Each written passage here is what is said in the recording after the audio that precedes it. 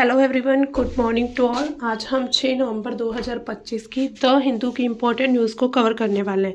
इसमें हमारे जो सब्जेक्ट रहते हैं पॉलिटी आयर, history, art and culture, economy, science and tech and environment, इसके साथ ही जियोग्राफी भी हमारा एक मेजर सब्जेक्ट है जो किसी भी एग्जाम के पॉइंट ऑफ व्यू से काफ़ी इंपॉर्टेंट है। तो हम अपने इस सेशन को शुरू करते हैं, लेकिन उससे पहले हमने कल आपको क्वेश्चन ऑफ द डे दिया था।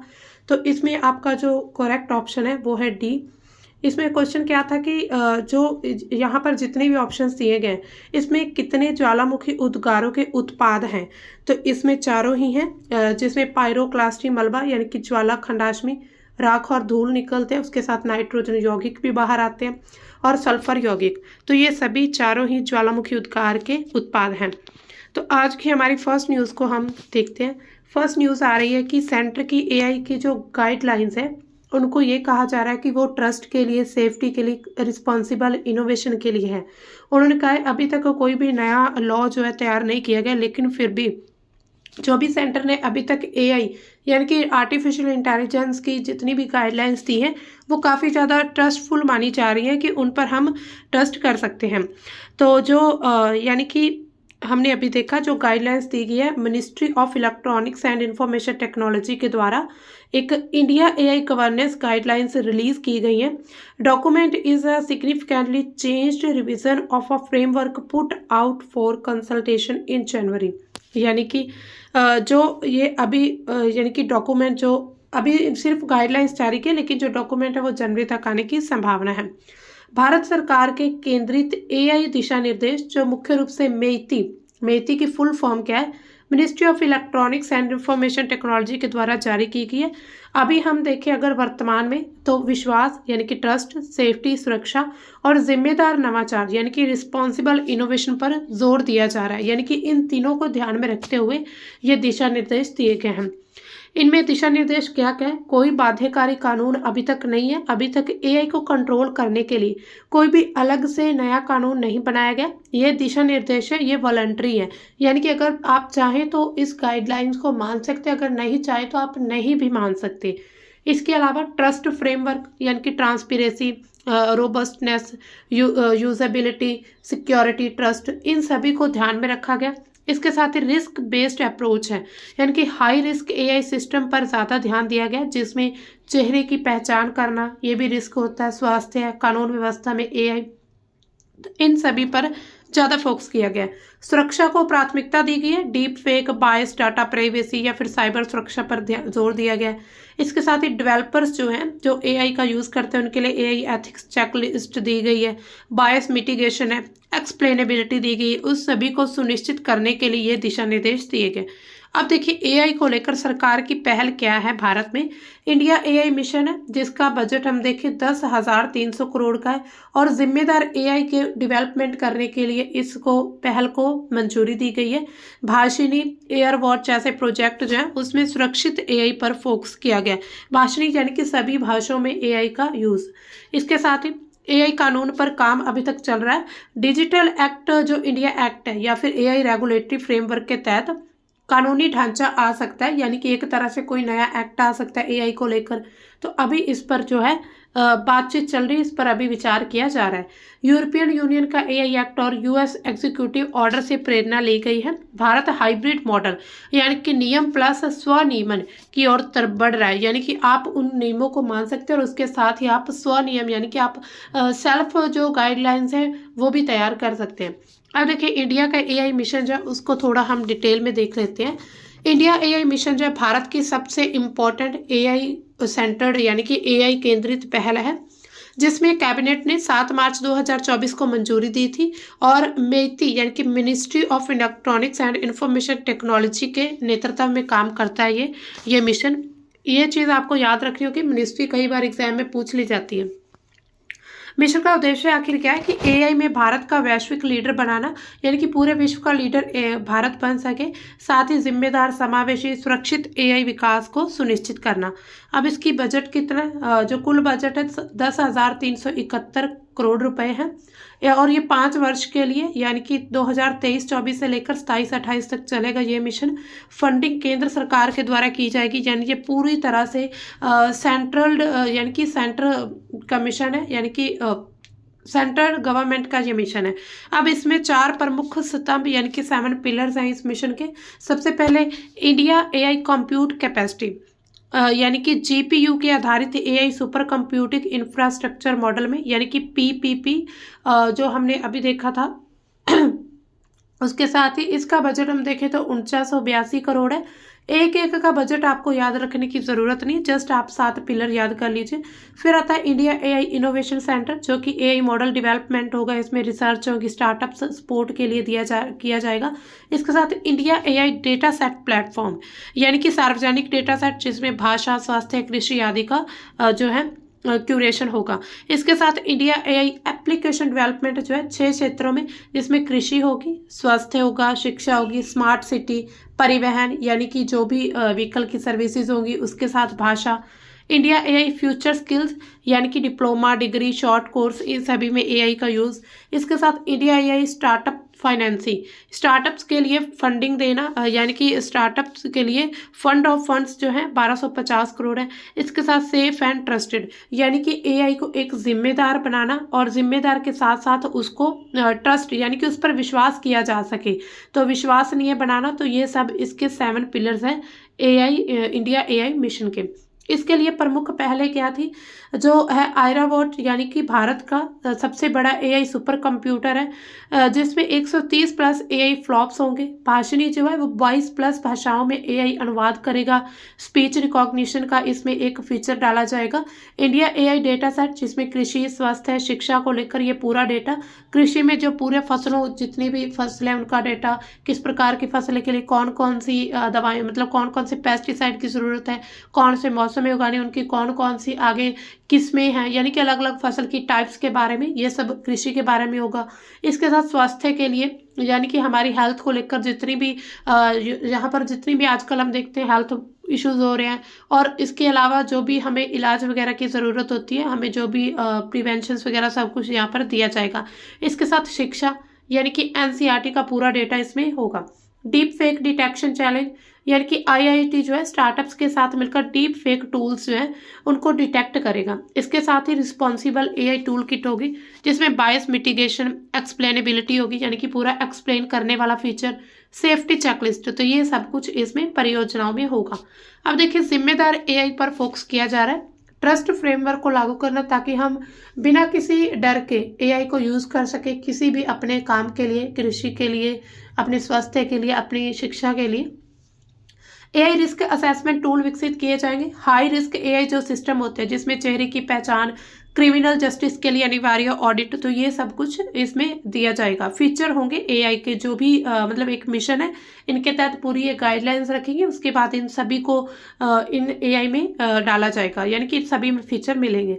इंडिया एआई एथिक्स काउंसिल, यानी कि 2025 में इसको गठन को प्रस्ताव रखा गया था। इसके साथ ही open source safe AI models को बढ़ावा देना, यानी कि जितने भी एआई मॉडल्स हैं उन सभी को बढ़ावा दिया जा सके।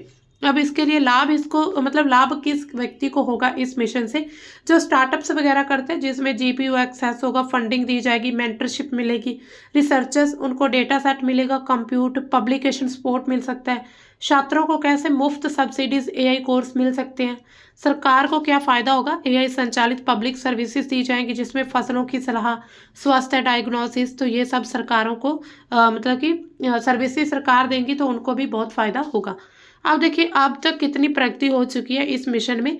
10,000 से ज़्यादा जीपीयू का पहला चरण टेंडर जारी हो चुके हैं। भाषणी में 15 भाषाओं में लाइव अनुवाद किया जा रहा है। और इसके साथ ही इंडिया एआई पोर्टल लॉन्च किया गया, जिसमें डेटा सेट, कोर्स, फंडिंग आवेदन, ये सब कुछ हमें मिलता है। 50 प्लस स्टार्टअप्स को सीड फंडिंग की जा चुकी है। इसके साथ ही आईआईटी मद्रास में इंडिया एआई इनोवेशन सेंटर शुरू हो चुका है। तो ये अब तक की प्रगति है इंडिया एआई मिशन को लेकर। भविष्य में क्या हो सकता है, 2026 तक 1 लाख एआई प्रोफेशनल्स की ट्रेनिंग हो सकती है। 2027 तक 10 प्लस सेक्टरों में, यानी कि अलग अलग सेक्टर, जिसमें मैन्युफैक्चरिंग सेक्टर है, फार्मास्यूटिकल सेक्टर है, एग्रीकल्चर है, एजुकेशन, तो इन सभी में पायलट प्रोजेक्ट्स जो है लागू किए जाएंगे। एआई रेगुलेशन फ्रेमवर्क के लिए मिशन डेटा का उपयोग किया जाएगा, यानी कि जो मिशन डेटा है उसका यूज़ किया जा सकता है एआई का जो रेगुलेशन है उसको करने के लिए। अब देखिए, इसमें क्वेश्चन कैसे बन सकता है। ये 2020 में क्वेश्चन पूछा गया। With the present state of development, artificial intelligence can effectively do which of the following: bring down electricity consumption in industrial units, create meaningful short stories and songs, disease diagnosis, text to speech conversion, wireless transmission of electrical energy. तो इसमें कौन से option सही है? पहला, तीसरा और चौथा है। यानी कि आर्टिफिशियल इंटेलिजेंस जो है इसमें से क्या क्या कर सकती है? सबसे पहले electricity consumption in the industrial unit, इसको कम किया जा सकता है। इसके साथ डिसीज डायग्नोसिस हो सकती है। और चौथा क्या? टेक्स्ट टू स्पीच कन्वर्जन होगा। तो इसमें 3 ऑप्शन सही हैं। अब हमारी जो न्यूज़ है ये बेसिकली ये एडिटोरियल है, जो कि हमारे एग्ज़ाम के लिए काफ़ी ज़्यादा इम्पॉर्टेंट होता है। और ये जो एडिटोरियल ये COP30 के बारे में बात करता है, यानी कि जो अभी हमने देखा था United Nations climate change conference जो है उसके बारे में बात की जा रही है, जो कि ब्राज़ील के द्वारा यानी कि होस्ट की गई थी। और ये इनको बताया जा रहा है कि ये मोमेंट ऑफ ट्रूथ है, यानी कि सच्चाई जो सच का एक मोमेंट होता है उसके बारे में। तो ये लुइस इनाकियो लूला डा सिल्वा के द्वारा, जो प्रेसिडेंट है ब्राज़ील के, उनके द्वारा लिखा गया ये एडिटोरियल। तो ये क्या कह रहे हैं कि आज के समय में अगर हम देखें ना, तो जो हमारा जो कोप पूरी एक तरह से काउंसिल होती है, जो हम कॉन्फ्रेंस करते हैं, जो भी हमें चैलेंजेस आज के समय में हमें देखने को मिल रहे हैं, खास करके क्लाइमेट चेंज को लेकर, तो उन सभी में हमें काउंसिल को, जो हमारी क्लाइमेट काउंसिल है, उसको चेंज करने की ज़रूरत है। सिर्फ डेवलप्ड कंट्रीज़ नहीं बल्कि अंडर डेवलपिंग नेशंस को भी इसमें सहयोग देना होगा। यानी कि किसी एक नेशन के द्वारा या फिर कुछ 10-15 देशों के द्वारा इसकी चुनौतियों को ख़त्म नहीं किया जा सकता। इसके लिए पूरे वर्ल्ड को एक साथ आना पड़ेगा। तो उन्होंने ये चीज़ अपने इस एडिटोरियल में कही है। तो 6 नवंबर 2025 को यानी कि आज की अगर हम बात करें तो ब्राज़ील के अमेज़न क्षेत्र में बेलेम शिखर सम्मेलन का उद्घाटन हो रहा है। और 30th यानी कि 30वें संयुक्त राष्ट्र जलवायु परिवर्तन सम्मेलन का ये पूर्वावलोकन है। यानी कि ये 30th यानी कि 30वां ये कोप किया जा रहा है। इसके साथ ही विश्व नेता जो हैं यहाँ पर इकट्ठा हो रहे हैं ताकि जलवायु संकट की जो तत्कालिकता के अनुरूप कार्यवाही करने के लिए उनकी जो प्रतिबद्धता वो जाहिर की जा सके। अगर हम भाषणों से आगे बढ़कर वास्तविक कदम नहीं उठाते तो न केवल कोप प्रक्रिया बल्कि बहुपक्षीयवाद, अंतर्राष्ट्रीय राजनीति में भी जनता का विश्वास जो वो खत्म हो जाएगा। ये जो आर्टिकल लिख रहे हैं प्रेसिडेंट ब्राज़ील के, तो उनके द्वारा कहना है कि हमें सिर्फ भाषण ही नहीं बल्कि हमें अपनी जो है इसको रियलिटी में भी इन चीज़ों को लागू करना होगा। यही कारण है कि ब्राज़ील के राष्ट्रपति लुइस इनासियो लूला दा सिल्वा ने नेताओं को अमेज़न में बुलाया। इसे सच्चाई का क्षण बताया है जहां पर हम ग्रह के प्रति अपनी साझा प्रतिबद्धता की गंभीरता को साबित करेंगे। ब्राज़ील ने 1992 में अर्थ शिखर सम्मेलन की मेज़बानी की थी, जहां पर जलवायु परिवर्तन, जैव विविधता यानी कि बायोडाइवर्सिटी और जो मरुस्थलीकरण उस पर कन्वेंशन स्वीकृत हुए थे। 33 वर्ष बाद दुनिया फिर ब्राज़ील में लौटी है और COP30 का ये जो आयोजन है अमेज़न वर्षावन के हृदय में होना संयोग नहीं है। यानी कि उन्होंने कहा ये कोई कोइंसिडेंस नहीं है। यहाँ पर स्थल जो है मानवता के जलवायु भविष्य से अमेज़न की जीवंत जैव विविधता, हम देखते हैं अमेज़न के जो जंगल है, अमेज़न के जो ये वहाँ का क्षेत्र है वो काफ़ी ज़्यादा बायोडाइवर्सिटी के लिए जाना जाता है और कार्बन अवशोषण क्षमता के संबंध को ये दर्शाता है पूरा अमेज़न का क्षेत्र। COP30 का संदर्भ अगर हम देखें, महत्वाकांक्षा चुनौतियां क्या है इसकी, उद्घाटन लक्ष्यों को अपडेट करना, प्रमुख उत्सर्जक देश जो है उन्होंने अपने राष्ट्रीय निर्धारित योगदान को और मजबूत करने की आवश्यकता है। यानी कि यहाँ पर वो सुझाव दे रहे हैं। UN पर्यावरण जो कार्यक्रम है UNEP, उसने चेतावनी दी कि जो अनुकूलन वित्त है उसके लिए फंडिंग गैप वो लगातार बढ़ते जा रहे हैं। वित्तीय सहायता क्या इसमें हो सकती है? विकासशील देशों के लिए 2035 तक प्रति वर्ष $1.3 ट्रिलियन जुटाने का Baku to Belem road map. Brazil tropical forest forever facility launch करेगा, जो अगले दशक में वन संरक्षण के लिए $125 बिलियन तक जुटाएगा। यानी कि वित्तीय सहायता भी जलवायु परिवर्तन को अगर हम इन चुनौतियों को कम करना चाहते हैं, अगर हम अपने जलवायु को फिर से स्थिर करना चाहते हैं, तो इसमें हमें फंडिंग की ज़रूरत भी है।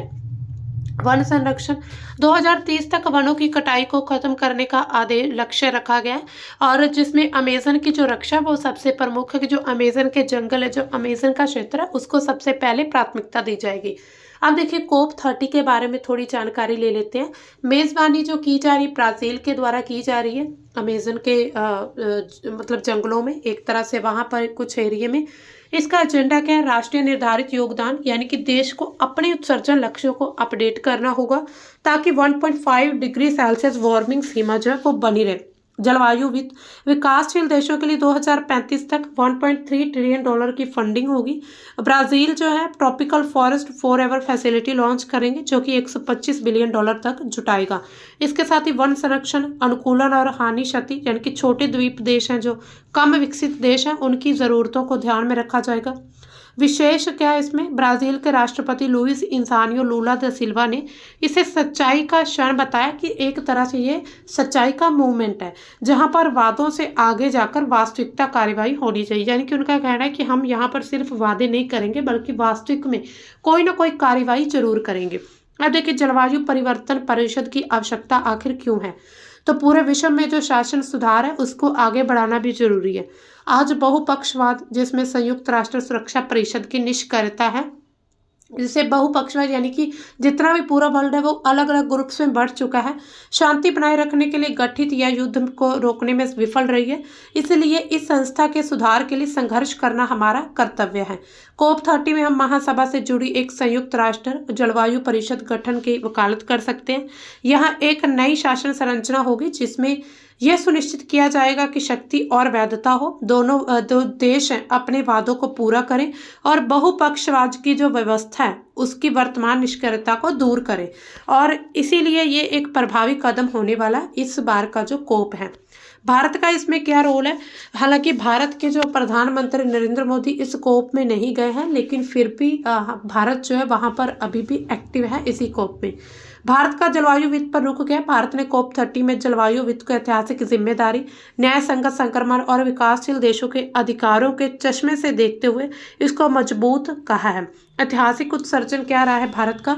भारत यह जोर देता है कि विकासशील देशों ने 19वीं 20वीं सदी में जो है औद्योगिकरण है उसके जरिए अधिकांश संचयी CO2 उत्सर्जन किया। इसलिए वित्तीय बोझ का जो बड़ा हिस्सा है वो विकसित देशों पर होना चाहिए। भारत क्या कहता है? जो प्रदूषण किया है वही भुगतान करे, पॉल्यूटर पेज प्रिंसिपल। यानी कि भारत यही कहता है कि जो बड़े बड़े देश, विकासशील देश हैं जिन्होंने ये सब मतलब जलवायु में इतने ज़्यादा प्रॉब्लम्स खड़ी की हैं उनको ही भुगतना चाहिए। इसमें वित्तीय लक्ष्य क्या है? $1 ट्रिलियन नहीं है बल्कि $1.3 ट्रिलियन सालाना होना चाहिए।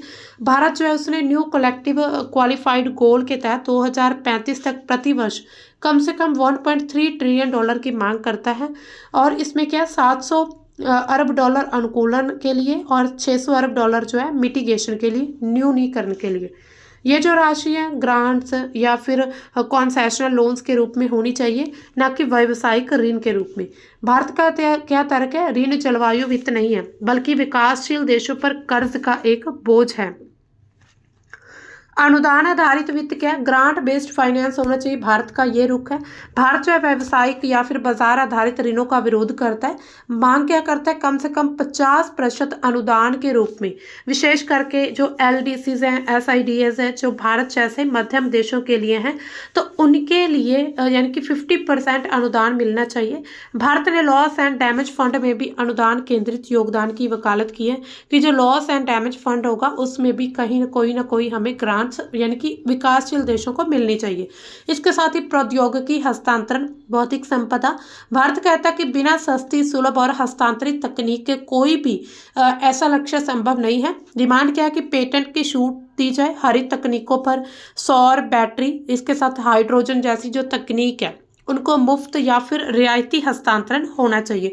तो ये भारत की कुछ डिमांड्स हैं। इसी वजह से भारत जो है कोप 30 को अटेंड नहीं कर रहा है क्योंकि भारत की डिमांड्स को अभी तक पूरा नहीं किया जा रहा है।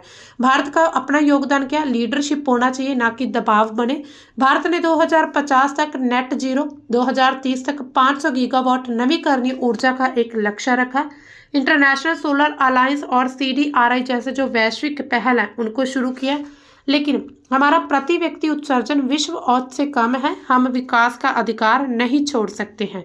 इसके साथ भारत का संदेश क्या है? जलवायु न्याय बिना जलवायु वित्त के संभव नहीं है। यानी कि वो कहते हैं अगर जलवायु में हमें न्याय रखना है, यानी कि जलवायु में एक तरह से पारदर्शिता हो, तो इसी की वजह से जलवायु वित्त भी मिलना चाहिए।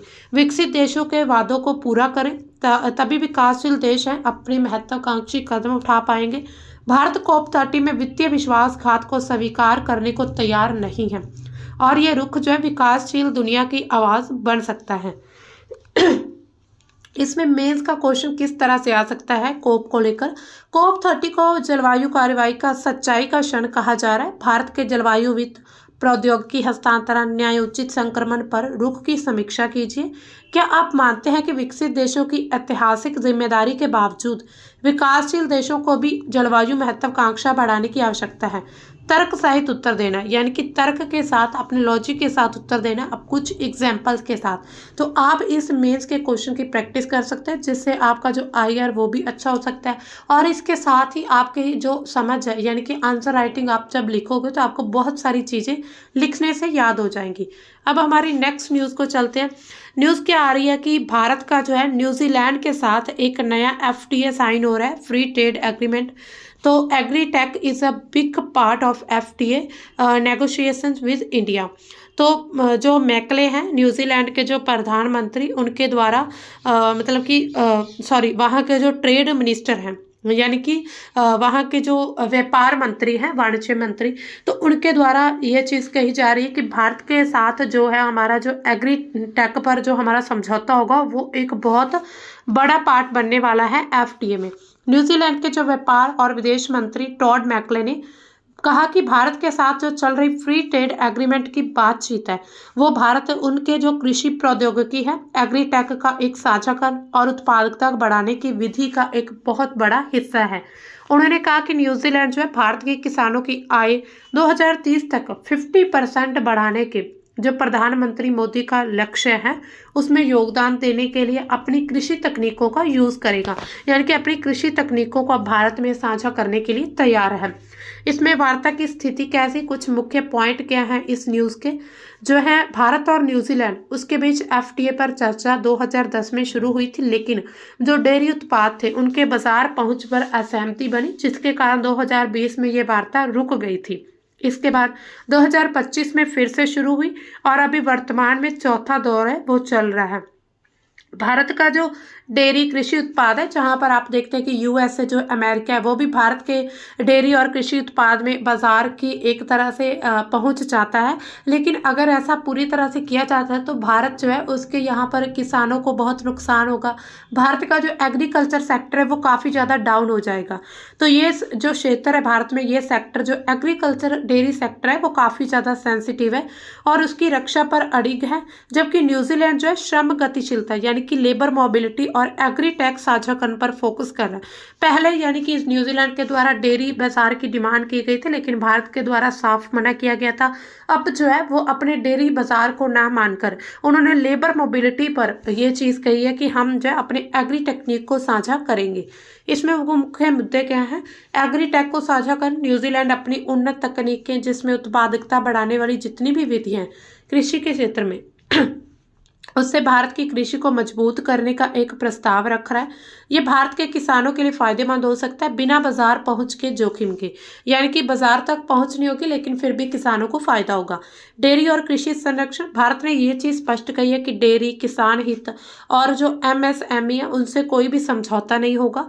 जो वाणिज्य मंत्री पीयूष गोयल है उन्होंने कहा हम संवेदनशील क्षेत्रों की रक्षा करते हैं, एक दूसरे की संवेदनाओं का सम्मान करते हैं, यानी कि अगर हम इसी सेक्टर में फॉरेन कंट्रीज किसी और देशों को, बाकी देशों को हम यहीं पर ट्रेड करने की अनुमति दे दें तो हमारा जो भारत का उत्पादकता होगी वो कहाँ पर जाएगी, यानी कि भारत की उत्पादकता बहुत ज़्यादा कम हो जाएगी और यहाँ पर किसानों को, यहाँ के जो कृषि क्षेत्र है उसको बहुत बड़ा लॉस होगा। इसके साथ ही क्योंकि जैसे कि हम सुनते हैं कि भारत जो है एक कृषि प्रधान राष्ट्र है, तो इसी वजह से अगर कृषि राष्ट्र में ही किसी और देश की डेयरी उत्पादों को हमने अपनी मार्केट दे दी तो हमारे उत्पाद कहाँ पर जाएंगे। तो इसमें और सेक्टर क्या कहते हैं, जो सेवाएं हैं वहाँ पर भारतीय पेशेवरों के लिए वीज़ा की सुविधा होगी। IT सेवा से क्षेत्रों में लाभ देने की उम्मीद है। न्यूजीलैंड के पास पहले से ही टैरिफ कम है, लेकिन भारत को माल निर्यात से ज़्यादा सेवाओं को उनको फ़ायदा होने वाला है।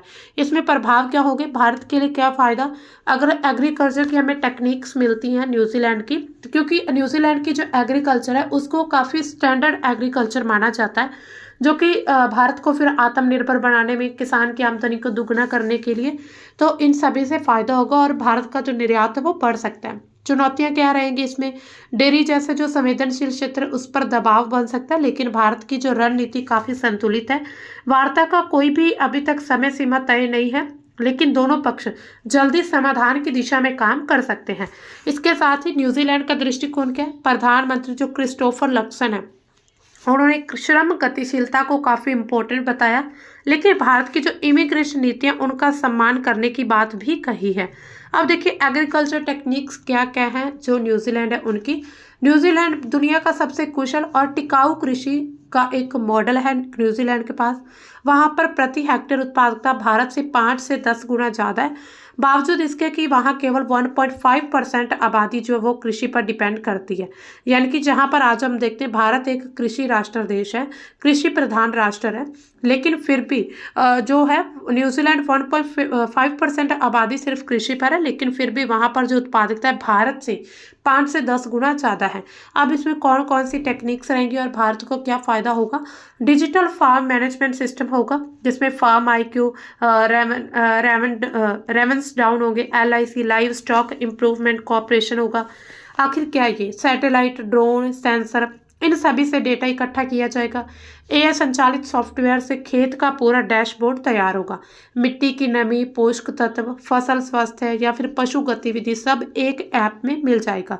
भारत के लिए क्या लाभ होंगे, जो छोटे किसान हैं भारत के उनको मोबाइल ऐप से स्टिक सिंचाई, खाद, कीटनाशक का उपयोग कर सकते हैं। 20 से 30% पानी खाद की बचत होगी और न्यूजीलैंड के 80% डेयरी फार्म जो डिजिटल मैनेजमेंट चलाते हैं। इसके साथ ही प्रेसिजन एग्रीकल्चर है जिसमें ड्रोन, NDVI मैपिंग, इन सभी से सर्वे किया जाएगा खेतों का। वेरिएबल रेट टेक्नोलॉजी रहेगी, खेत के अलग अलग हिस्सों में अलग अलग मात्रा में खाद पानी की सुविधा होगी। सॉइल स्कैनिंग सेंसर जिसमें मिट्टी के पोषक तत्वों का 3D मैप तैयार किया जाएगा। पंजाब, हरियाणा और यूपी के जो बड़े खेत हैं उनमें लागू हो सकता है। इसरो के सैटेलाइट डेटा के साथ इंटीग्रेशन संभव हो सकता है और खाद का जो 30% यूज़ है वो कम होगा। मिट्टी का जो क्षरण है वो रोका जा सकता है। पशुपालन की प्रौद्योगिकी क्या है, वहाँ पर टेक्निक। न्यूजीलैंड की खासियत क्या है, विश्व का सबसे उन्नत डेयरी जेनेटिक्स प्रोग्राम है। तकनीकें क्या, आर्टिफिशियल जो इंसेमिनेशंस हैं, इसके साथ ही जीनोमिक सिलेक्शन, इसके साथ उच्च दूध देने वाली गायों का चयन होता है। वेरिएबल सेंसर क्या है, काउ कॉलर्स यानी कि गाय की गतिविधि क्या है, हीट साइकिल, स्वास्थ्य मॉनिटरिंग। ऑटोमेटेड मिल्किंग सिस्टम यानी कि रोबोटिक मिल्किंग होगी 24/7 बिना किसी मनुष्य के हस्तक्षेप के। भारत के लिए क्या फायदा, अमूल NDDB के साथ सहयोग हो सकता है। दूध उत्पादन 2 से 3 गुना बढ़ सकता है, जिसमें गुजरात, राजस्थान, पंजाब में पायलट प्रोजेक्ट संभव है और प्रति गाय दूध जो है भारत में औसत 4 से 5 लीटर है। न्यूजीलैंड से अगर हम देखें तो 12 से 15 लीटर संभव हो जाएगा एक दिन में। टिकाऊ खेती होगी यानी कि नाइट्रोजन मैनेजमेंट टूल्स होंगे, मिट्टी में नाइट्रोजन लीकेज को 50% कम करना, इरिगेशन जो शेड्यूलिंग सॉफ्टवेयर है, पानी की बूंद बूंद की बचत करना। कार्बन फार्मिंग होगी, खेत से कार्बन उत्सर्जन मापकर क्रेडिट मिलेगा। इसके साथ ही भारत के लिए PM कुसुम जल जीवन मिशन के साथ एकीकरण हो सकता है। हरियाणा, राजस्थान में जो जल संकट है उनके क्षेत्रों में काफ़ी इंपॉर्टेंट रहेगी ये टेक्निक। परिणाम क्या निकलेगा इसका, जल उपयोग 40% कम हो सकता है, मिट्टी की उर्वरता 10 से 15 साल तक बरकरार रहेगी। इसके साथ ही बायोटेक्नोलॉजी और बीज टेक्निक क्या, PGG विंगस्टन बैलेंस एग्री न्यूट्रिएंट्स यानी कि क्लोवर आधारित चारा जो है बिना यूरिया के प्रोटीन युक्त चारा हो सकता है। जैव उर्वरक यानी कि नाइट्रोजन फिक्सिंग बैक्टीरिया, बीज कोटिंग तकनीक, कीट और सूखा प्रतिरोध होंगे। भारत में ICAR DBT के साथ सहयोग होगा। स्वदेशी बीजों में सुधार होने की संभावना है। महाराष्ट्र, मध्य प्रदेश के जो सोयाबीन और कपास के जो किसान हैं उनको लाभ मिल सकता है। फार्म टू द मार्केट ट्रांसेबिलिटी, हर दूध की बोतल, मांस का डिजिटल पासपोर्ट, QR कोड, पूरी तरह से यात्रा ट्रैक होगी। भारत के लिए एफएसआई जो है अपेडा के साथ एकीकरण, निर्यात गुणवत्ता बढ़ेगी, ऑर्गेनिक और जीआई उत्पादों के लिए विश्वसनीयता बढ़ सकती है।